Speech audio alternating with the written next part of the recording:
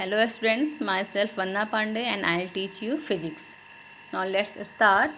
Our first chapter is force. Now what is force? Force is an external agent which change or tends to change the state of rest or of uniform motion, the direction of motion or the shape or size of a body. तो what is force? Force आपका एक external agent होता है. उसकी help से आप क्या कर सकते हो? You can change state of any object. See here we have a image. In this image क्या कर रहे हैं? Here we are pushing something and pulling. In general we can say that any kind of push और pull is called force. आपका किसी भी general language में जब आप किसी चीज़ को फोर्स अप्लाई करते हो तो या तो उसको पुश करते हो या फिर उसको पुल करते हो. In general we can say that. Now ये करके हम क्या करते हैं? पुश और पुल करके with the help of it we can change state of any object. कोई ऑब्जेक्ट रेस्ट में है, उसको आप पुश करके उसको आप मोशन में ला सकते हो या फिर उसको पुल करके आप उसको मोशन में ला सकते हो. Means if we have to state of object, state of rest और state of motion. By applying force we can change their state. आपका ऑब्जेक्ट रेस्ट में है, आप उसको फोर्स अप्लाई करके उसको स्टेट ऑफ मोशन में ला सकते हो. ऑब्जेक्ट आपका स्टेट ऑफ मोशन में मतलब मूव कर रहा है, आप उसमें फोर्स अप्लाई करके उसको स्टेट ऑफ रेस्ट में ला सकते हो, उसको स्टॉप कर सकते हो. So with the help of force we can change state of any object. अब वो चाहे वो स्टेट ऑफ रेस्ट में हो या फिर स्टेट ऑफ मोशन में, दोनों में से किसी भी स्टेट में हो तो आप उसका वो स्टेट, उसकी पोजिशन आप चेंज कर सकते हो by applying force. Next with the help of force we can change direction of motion. कोई भी ऑब्जेक्ट किसी एक पर्टिकुलर डायरेक्शन में मूव कर रहा है. फॉर एग्जांपल बॉलर बॉलिंग करता है तो वो बॉल को एक पर्टिकुलर डायरेक्शन में फेंकता है और जो बैट्समैन होता है वो उस बॉल को फोर्स अप्लाई करके दूसरे डायरेक्शन में उसको क्या करता है? हिट कर देता है. So with the help of force we can change direction of any moving object. With the help of force we can change shape and size of an object. इसके लिए इन जनरल आप कोई भी एक सबसे इजी एग्जांपल, हम आटे की अगर लोई लेते हैं, हम आटे की लोई को फोर्स अप्लाई करके पहले गोल करते हैं, उसके बाद उसको हम बेलते हैं. जब उसको बेल रहे हैं उसमें हम फोर्स अप्लाई कर रहे हैं, उसमें क्या कर रहे हैं? उसको बेलने के बाद उसके हम साइज़ को इंक्रीज कर दे रहे हैं.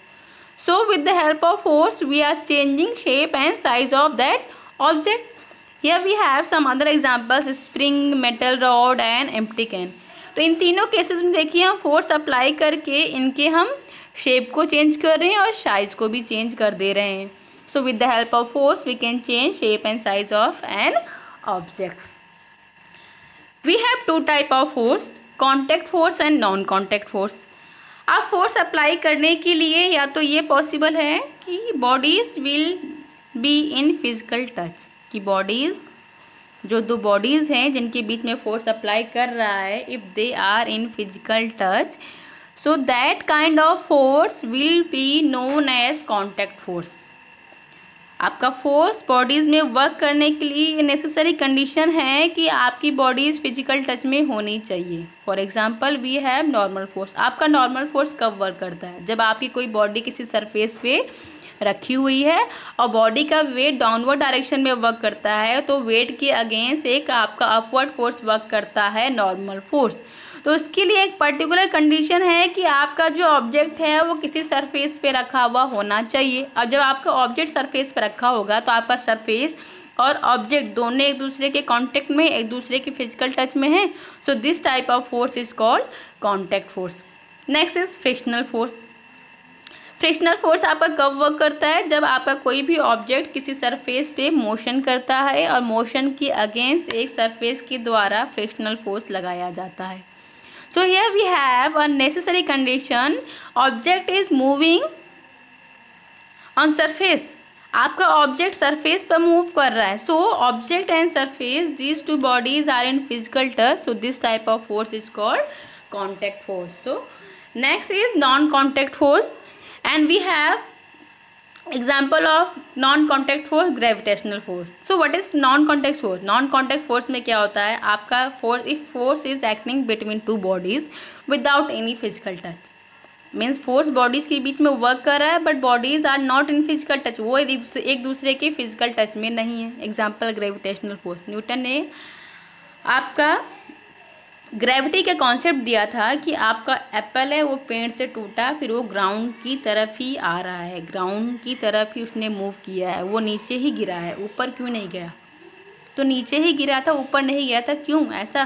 Because of gravity of earth. तो उन्होंने दिया कॉन्सेप्ट कि हमारे ग्राउंड, हमारे अर्थ पे ग्रेविटी होता है, और जो ग्रेविटी का जो फोर्स होता है, ये फोर्स ऊपर जाने वाली किसी भी चीज़ को नीचे अपनी तरफ क्या करती है? अट्रैक्ट करती है। तो यहाँ पे जो ऑब्जेक्ट, जो सेब था, जो एप्पल था, उसमें और ग्राउंड के बीच में फिजिकल टच नहीं था, but here we have a force, that force is gravitational force.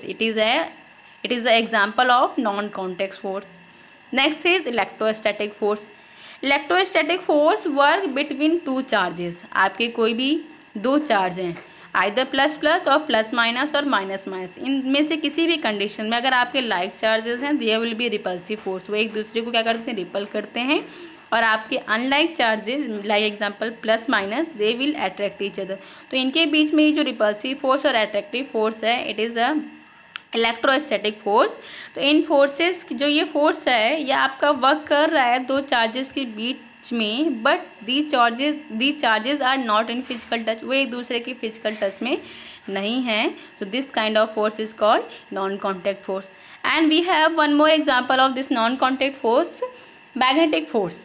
आपका मैग्नेट, दो मैग्नेट एक दूसरे को अट्रैक्ट करते हैं या रिपल करते हैं, या फिर एक मैग्नेट आपके आयरन के पीसेस को अट्रैक्ट करता है विदाउट एनी फिजिकल टच, वो एक दूसरे की फिजिकल टच में नहीं होते, बट उनके बीच में एक फोर्स वर्क करता है। So this that magnetic force is also example of non contact force. So we done this thing, force and type of force. Now force is a physical quantity, so we have unit of this force, ऐसा unit of force is newton. हमारे force का ऐसा unit Newton होता है, जो कि हमें पता है। We have formula F equal to ma, from that formula we will get 1 newton equal to 1 kg metre per second square और 1 kg metre second -2। Why? Because we have formula F equal to ma। हमारे पास formula क्या होता है force का? F equal to ma। Now m is mass, unit of mass will be kg and unit of a acceleration will be meter per second square. So unit of force will be 1 Newton and that value will be equal to 1 kg meter second -2. Similarly in CGS unit, in place of kg we will use gram, in place of meter we will use centimeter, and second will be same as second. So CGS unit of force will be dyne, and that dyne will be equal to gram centimeter second -2. And we have a relation between Newton and dyne. 1 Newton is equal to 1 kg meter second -2, and we will convert kg into gram. So 1 kg equal to 1000 gram, and we will convert meter into centimeter. 1 meter equal to 100 centimeter. We will write this, and finally we will get 1 Newton equal to 10⁵ gram centimeter second -2. Now this gram centimeter second -2, in place of that, see, in place of this gram centimeter second -2, from this relation we can write this value will be equal to dyne. Now 1 Newton equal to 10⁵ dyne. We have this relation between SI and CGS unit of force. So in this video we done about force. In next video I will teach effect of force on a rigid body and non-rigid body. Thank you. Hello students, in this video we will discuss about effect of force on a rigid and on a non-rigid body. So in this, first we should know about difference between rigid body and a non-rigid body. तो आपका non rigid body क्या होता है? जिस body में हम force apply करके उसका shape, size and structure change कर सकते हैं, that body known as non rigid body. For example here we have a spring, metal rod, empty can. इन सभी केसेस में देखिए हम फोर्स अप्लाई करके इसका शेप हम चेंज कर सकते हैं. This type of object known as non rigid object और नॉन रिजिड बॉडी. इसका सबसे इजी एग्जांपल मैंने आपको इससे प्रीवियस वीडियो में बताया था कि हम अगर आटे की लोई लें, उसमें हम फोर्स अप्लाई करके उसका हम शेप अपने अकॉर्डिंग चेंज कर सकते हैं। मीन्स चाहे आप उसको बेलन का शेप दे दीजिए या उससे आप पूरा राउंड कर लीजिए। फिर जब हम बेलते हैं तो बेलने के बाद हम उसका साइज़ फिर इंक्रीज कर देते हैं। Means we can change it shape and size and this kind of body known as non rigid body. And जिस बॉडी का हमें फोर्स अप्लाई करके आप उसका शेप और साइज चेंज नहीं कर सकते हो तो उस बॉडी को बोलते हैं rigid body. Means body whose shape, size and structure can be changed by applying force, that body known as non-rigid body, and body whose shape, size and structure cannot be changed by applying force, that body known as rigid body. Now body rigid body का आपका shape size change नहीं होगा force apply करने में, but there will be motion and that motion can be of two type. First is linear motion and second is rotational motion. Now see, किसी भी object में हम फोर्स अप्लाई करेंगे and if this object is free to move, ये object आपका free है, किसी भी पॉइंट पे ये फिक्स नहीं है, when we will apply force there will be motion in the direction of force and now object will start moving in forward direction. This kind of motion known as translational motion और linear motion. Means अगर आप force apply करके body को straight line में move कराती हो, so that kind of motion known as translational motion. Here we have definition of translational motion. When a force act on a stationary rigid body which is free to move, the body start moving in a straight path in the direction of applied force is called translational motion. Means कोई free body में जो अभी rest पे उस पर force apply करके हम उसे किसी स्ट्रेट पाथ में फोर्स के डायरेक्शन में मूव कराते हैं. So this kind of motion known as translational motion. And we have example of this translational motion, motion of car travelling along a straight road. यहाँ पे एग्जांपल है हमारे पास, कोई कार एक स्ट्रेट पाथ पे आपका मूव करती है, तो that is a kind of translational motion. And next we have rotational motion. Its definition: if a body is fixed at a point, then a force applied will rotate the body about the fixed point. This is called rotational motion. Means if we have a body and a point, see we are considering this point of rod is fixed. Now if we are applying a force F from other end, this rod will rotate about this fixed point. This type of motion known as rotational motion. Here we have example of rotational motion. See, we have a grinder. In this grinder, this point O. Here point O at the center, point O is fixed, and now if we are applying force, this grinder will start rotation about the fixed point O. This type of motion called rotational motion. Here it is written T equal to 1 by 2 mv square. This is kinetic energy of linear motion, and in this we have this T energy T equal to 1 by 2 Ig omega square. It is kinetic energy of rotational motion, and that we will study in higher classes. Up to this point you have to know only the definition of rotational motion. In my next class, we will discuss about torque and couple. Thank you. Hello students, today we will discuss about torque. Now what is torque? It is also known as moment of a force or turning effect. It is defined as the product of the magnitude of the force F and the perpendicular distance d of the axis from the line of action of the force. Means if we are considering we have a body and one end of this body is fixed because it is conditioned for rotational motion.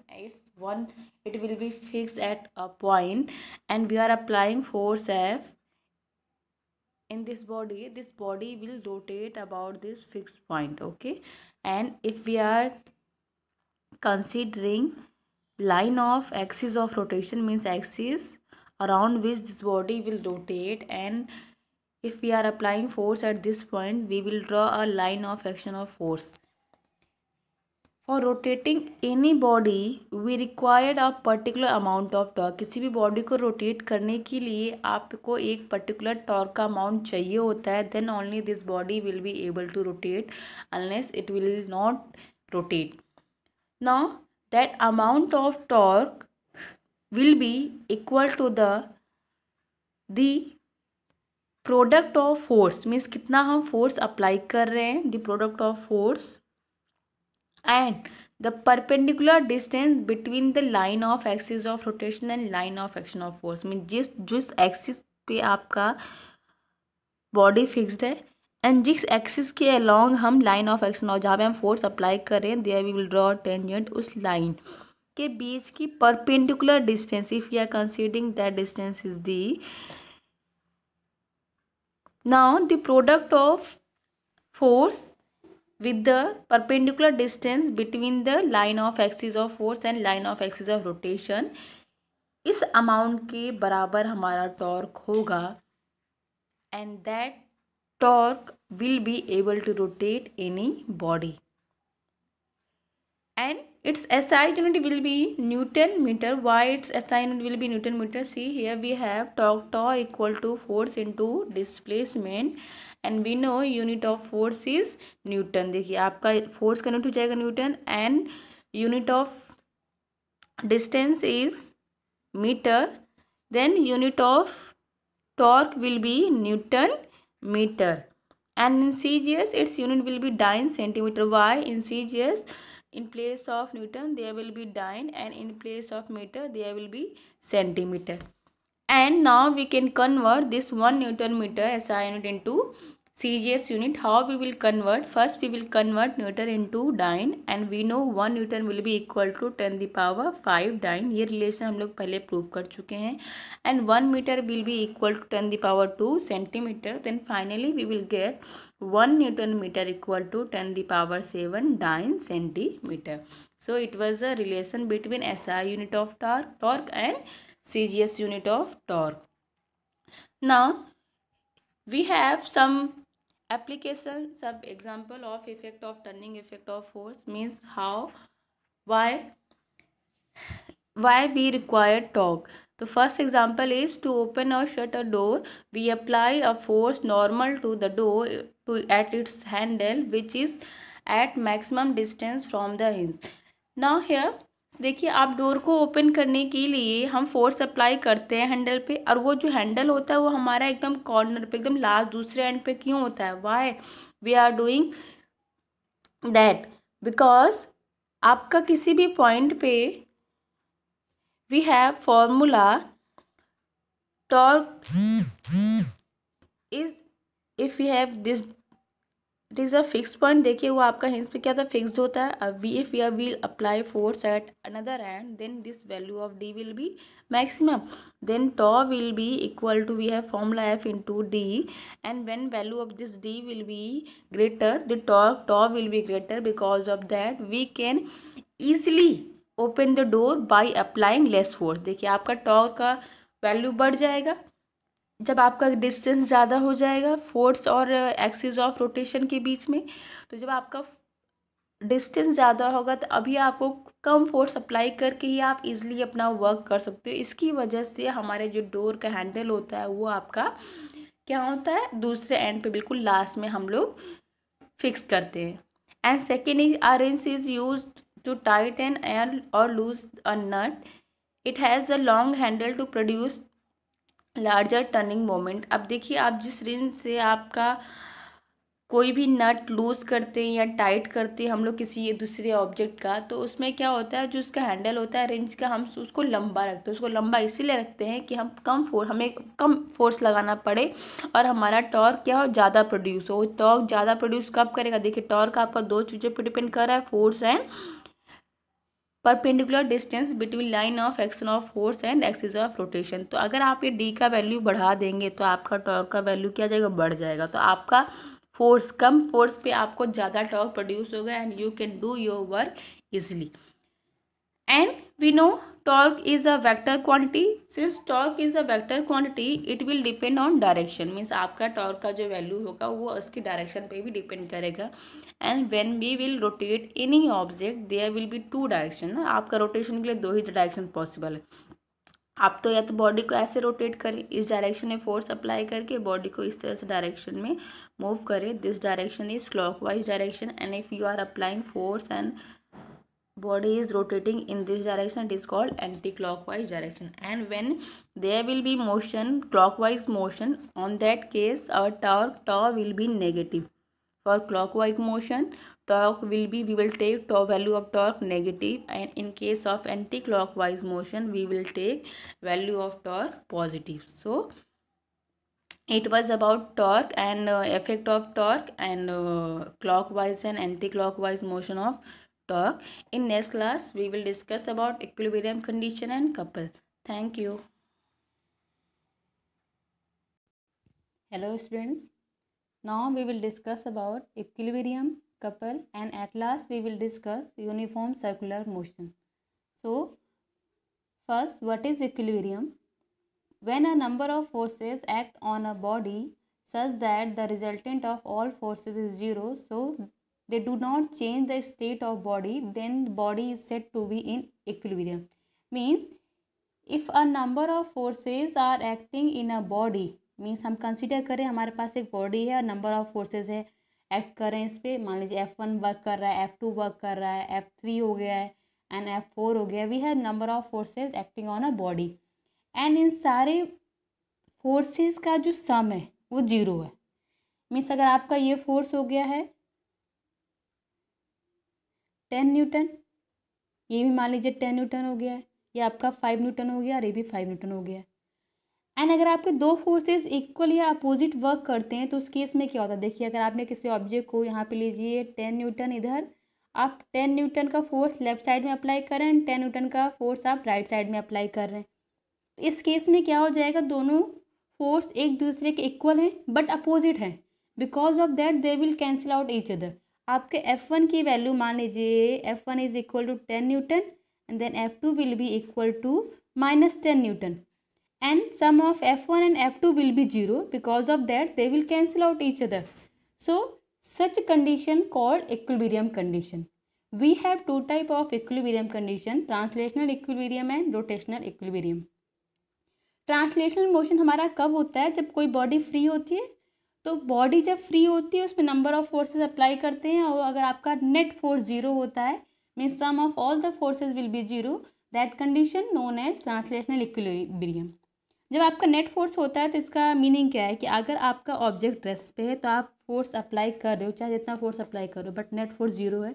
जब net force zero है तो आपका जो state है वो उसी state में बना रहेगा. ऑब्जेक्ट जिस स्टेट में रेस्ट में है तो रेस्ट में बना रहेगा, मोशन में तो मोशन में बना रहेगा. आपका नेट फोर्स कुछ है ही नहीं तो ऑब्जेक्ट का स्टेट चेंज नहीं होगा. हमने न्यूटन्स का थर्ड लॉ पढ़ा हुआ है, for every action there will be equal and opposite reaction. आपके अगर दो फोर्सेस इक्वल और अपोजिट रिएक्शन में है तो उसमें आपका जनरली आपका नेट फोर्स जीरो हो गया. जब आप उसमें कोई एक्सटर्नल फोर्स अप्लाई करते हो then that force F will be equal to ma. That was Newton second law. तो आपका जब एक्सटर्नल फोर्स कुछ होता है मीन्स नेट फोर्स जीरो नहीं है और उसकी वैल्यू आपका ma के इक्वल होता है, then there will be motion और there will be change in state of any object. So that is condition for translational equilibrium. Now we have rotational equilibrium. Rotational motion हमने पढ़ा था तो उसमें हमने एक कंडीशन लिया था, for rotational motion body will be fixed at a point. Means body है उसका एक पॉइंट फिक्स रहेगा. If we are considering any body, it this body will be rotate at any point and we will apply force. Because of that there will be rotational motion. और जब आपका rotational motion होता है force apply करते हैं तो force apply करने के बाद रोटेशनल मोशन होने के लिए we require a particular torque जो हमने टॉर्क बोला था. ये that torque will be if we are applying force F and distance between the line of action of force and the axis of rotation is d. So this torque will be equal to force into displacement distance between line of action of force and axis of rotation. So this value is torque and this torque will rotate the object. And if this summation of all the torque means if net torque will be 0, so there will be no rotational motion. So for rotational equilibrium, if the algebraic sum of all the torques will be 0, so that condition known as rotational equilibrium means हम body को rotate तो करना चाह रहे हैं but there will be no motion because the sum of all the torques is 0. Sum of all the torques means now we are considering cases where we have number of torques. हमने general अभी जो मैंने rod को rotate करने वाला example दिया है, here we are applying only one force, यहाँ पे एक फोर्स अप्लाई कर रहे हैं जो हमारा एक्सिस ऑफ रोटेशन से डिस्टेंस डी पे अप्लाई हो रहा है. तो यहाँ पे हमारे पास सिर्फ एक टॉर्क है, torque tau equal to F into d. Now we will take a second condition where we have two torques. And two torques होने का मतलब है there we are applying two forces, that is known as couple. Now what is couple? Two equal, opposite and parallel forces whose line of action are not same acting on a body form a couple. Means in this case we have two forces of equal magnitude. देखिए दो force हम लोग ले रहे हैं, एक हमारा ये फोर्स है, दूसरा हमारा ये फोर्स है. दो फोर्सेस हैं, इक्वल हैं बट अपोजिट है. देखिए एक का डायरेक्शन क्या है? अपवर्ड डायरेक्शन में, एक आपका ये डाउनवर्ड डायरेक्शन. मीन्स एक आपका ये किस डायरेक्शन में है? अपवर्ड. सेकंड आपका डाउनवर्ड, अपोजिट डायरेक्शन में है. And these forces are not in same line of action of force. दोनों देखिए आपका अलग अलग पॉइंट पे वर्क कर रहा है. तो इसका line of action of force क्या होगा? ये होगा. इस फोर्स का line of action of force क्या होगा? ये होगा. मीन्स दो फोर्सेज हैं, इक्वल है एंड अपोजिट है, and but their line of action of forces are different. दो अलग अलग पॉइंट पे आपके ये फोर्स अप्लाई हो रहे हैं and they are at a particular distance d. हम लोग कंसिडर कर रहे हैं आपके दोनों फोर्स के बीच की डिस्टेंस कितनी है? डी है. ये हमारे ऑब्जेक्ट में जो दो फोर्स अप्लाई कर रहे हैं दोनों फोर्सेस के बीच की डिस्टेंस है. Now if we have two force because of that there will be produce two torque. हमारे पास वहाँ पे दो टॉर्क होंगे. And now we will find that and the sum of those torque net torque will be moment of couple. Now what is moment of couple? The product of one of the couple and arm of the couple is called the moment of couple. Means आपका जो दो force apply हो रहा है, दो force दोनों का magnitude same है F, बट दोनों का डायरेक्शन डिफरेंट है. तो ये जो दोनों फोर्स है दोनों में से कोई भी एक फोर्स हम लेते हैं. If that force is F, so moment of couple is the product of one of the couple. Means ये आपका एक फोर्स F का हो गया into couple arm. Couple arm क्या होता है? जो दो फोर्स हैं ये F जो ये है आपके कपल हैं. कपल आर्म ये दोनों कपल के बीच का डिस्टेंस है into D. Means moment of couple is the product of one of the couple means force F and the arm of the couple. Arm of the couple means जो ये आपके दोनों couple हैं, ये आपके देखिए F है, ये F अपवर्ड डायरेक्शन में, ये जो आपका एक कपल बना हुआ है, एक कपल में जो दो फोर्स है इनके बीच के distance, that distance known as couple r, उन दोनों का प्रोडक्ट होगा.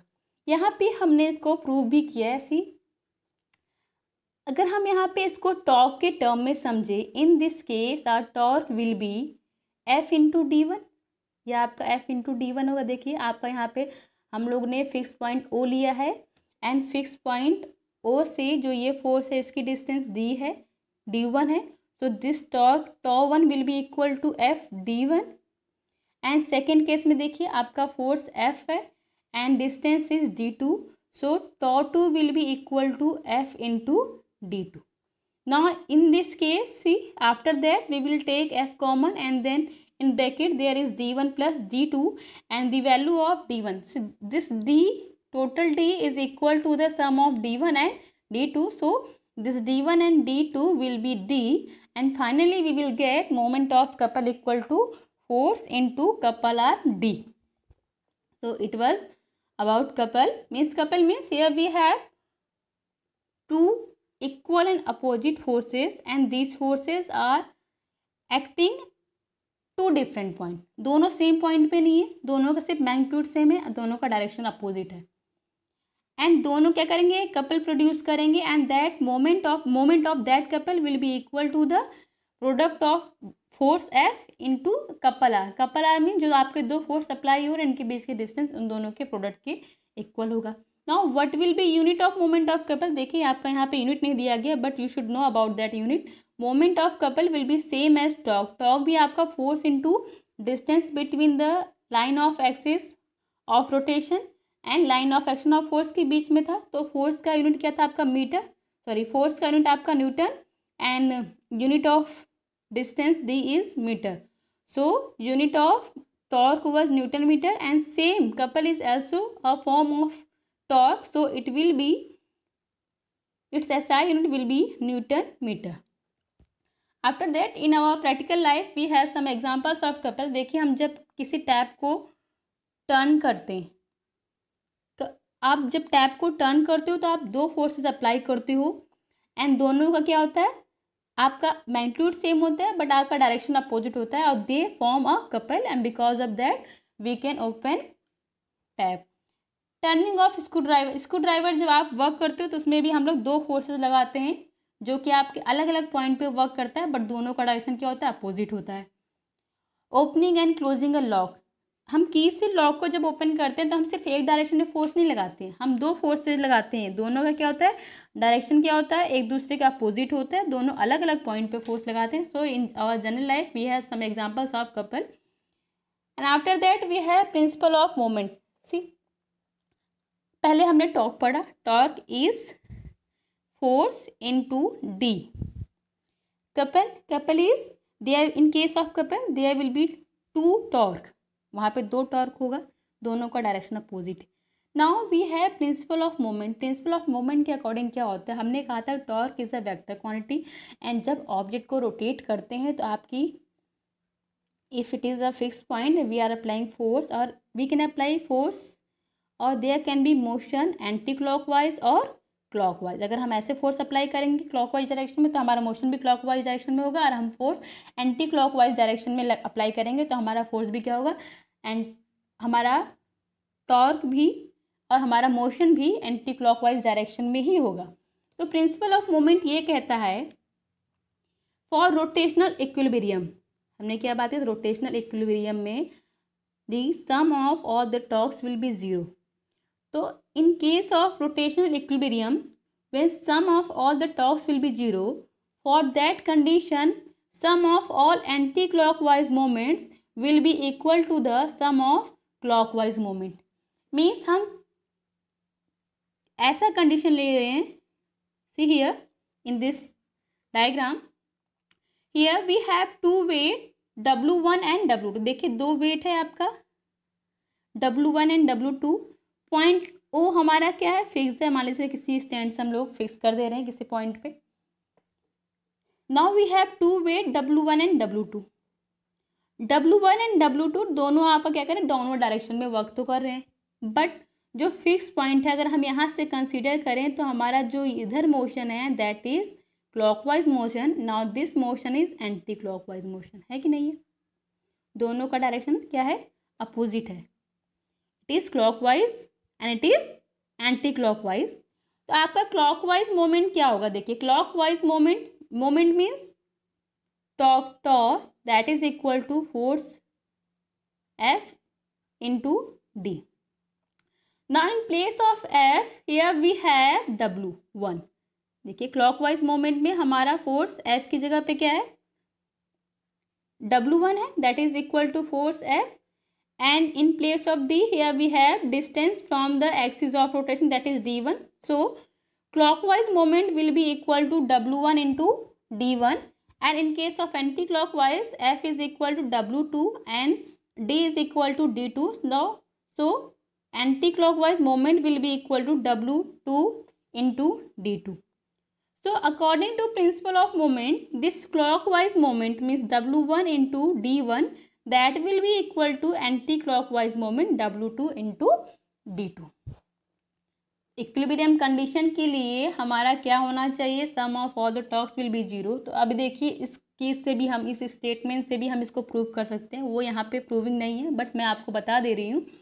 देखिए हमारा टॉ1 will be equal to W1 plus D1, and this value W2 into D2 will be equal to tau 2.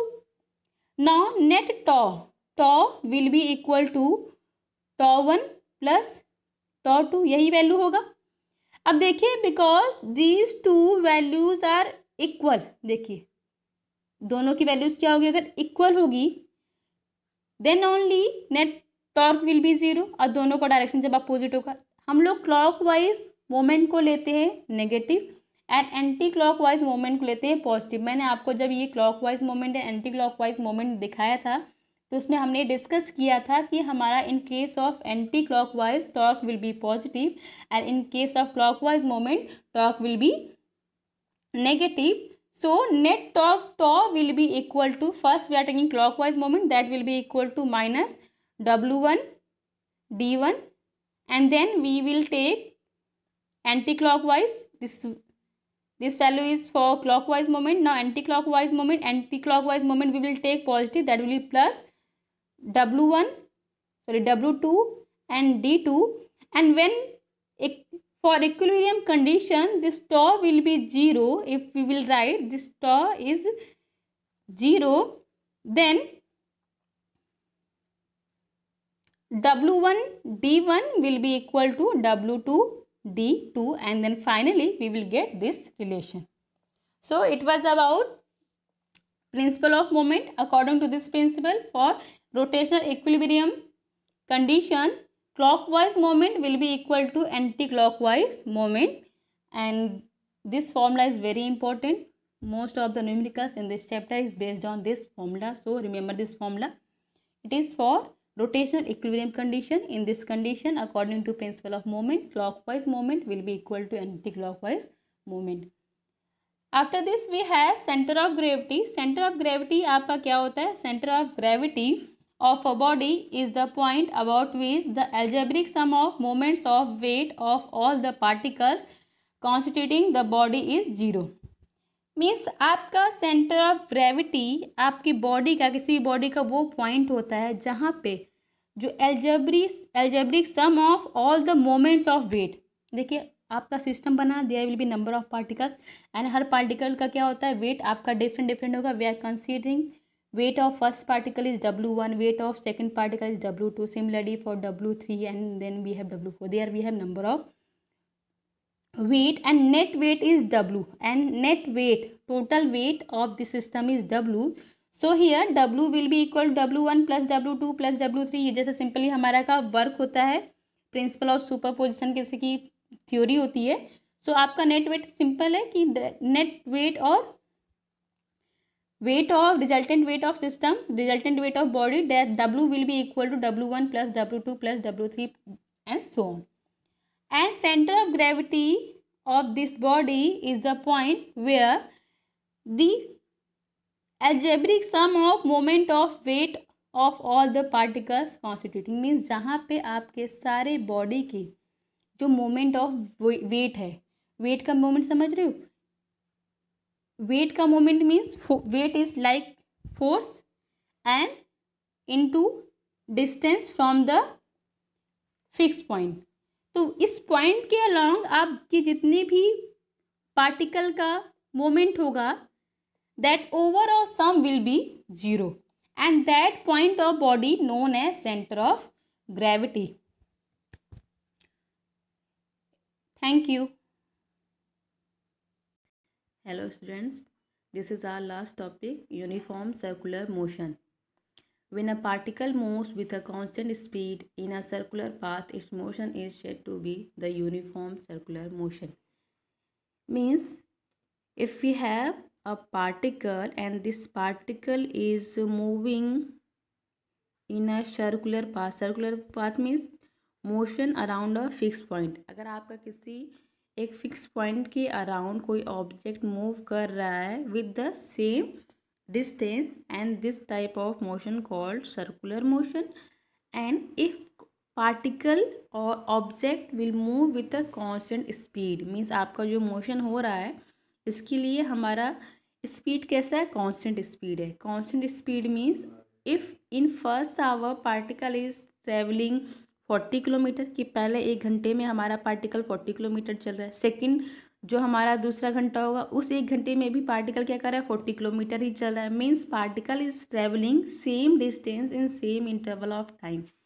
अगर पार्टिकल आपका सेम इंटरवल ऑफ टाइम में सेम डिस्टेंस ट्रेवल करता है, that type of speed known as constant speed. Means particle का speed क्या है, वो आपका इंक्रीज या डिक्रीज नहीं करे। कांस्टेंट स्पीड जो शुरू में इसकी बनी हुई है उसी एक स्पीड के साथ ये एक फिक्स पॉइंट के अराउंड मोशन कर रहा है सर्कुलर पाथ में। This type of motion known as uniform circular motion.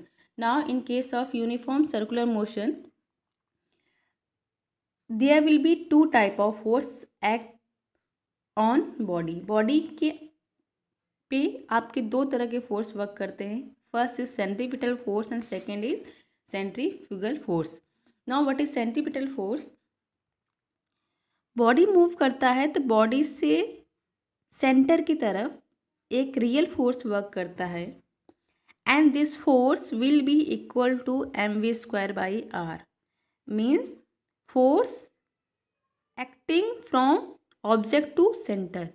Object जो कांस्टेंट स्पीड के साथ सर्कुलर मोशन कर रहा है उस ऑब्जेक्ट से सेंटर की तरफ जो फोर्स अप्लाई होता है, it is a real force and this force known as centripetal force and the value of this force will be equal to mv²/r. Why mv²/r?